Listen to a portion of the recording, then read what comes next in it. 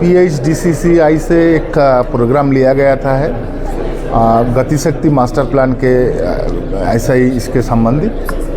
तो मैं मानता हूं कि माननीय प्रधानमंत्री जी के द्वारा लिया गया जो इनिशिएटिव है 2047 में विकसित भारत का जो विकास होना है, इस विकास के लिए गतिशक्ति मास्टर प्लान एक बहुत ही महत्वपूर्ण भूमिका पालन करेगा। और इसके साथ साथ पोर्ट का जो इशू है ये बहुत ही इम्पोर्टेंट और सपोर्टिंग भार्व है, क्योंकि पोर्ट ही एक ऐसा साधन है जहां से ट्रेड होने से भारत का अर्थनैतिक लाभ होता है।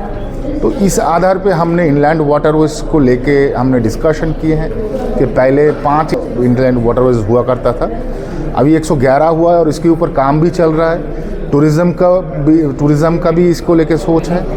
इसको लेके हम लोगों का जो आवागमन होता है माल ढुलाई का, उसका भी जेटीज़, रोपैक सब कुछ इसके ऊपर तैयार हो रहा है। तो ये एक बहुत बड़ा साधन होगा, सबसे कम खर्चे में इनलैंड वाटरवेज का एक बहुत महत्वपूर्ण भूमिका आगे जाके लोगों को समझ में आएगा।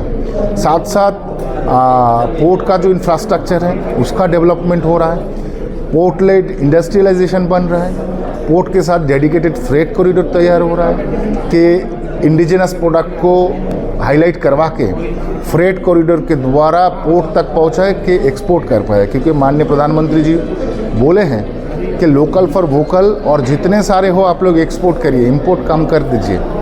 जितना एक्सपोर्ट करेंगे उतना ही देश का अर्थनैतिक लाभ होता है। तो पोर्ट एक ही माध्यम है जिसके द्वारा huge amount of bulk cargo से हम लोग सामान को बाहर ले जा सकते हैं। और इसी का ही अगला जो परिणाम होगा, पॉजिटिव जो परिणाम है, इसके लिए पोर्ट का इतना इंफ्रास्ट्रक्चर डेवलपमेंट, पूरे सामग्रिक हॉलिस्टिक डेवलपमेंट चल रहा है। तो मैं मानता हूँ एक विकसित भारत के लक्ष्य में भारत आगे जा रहा है।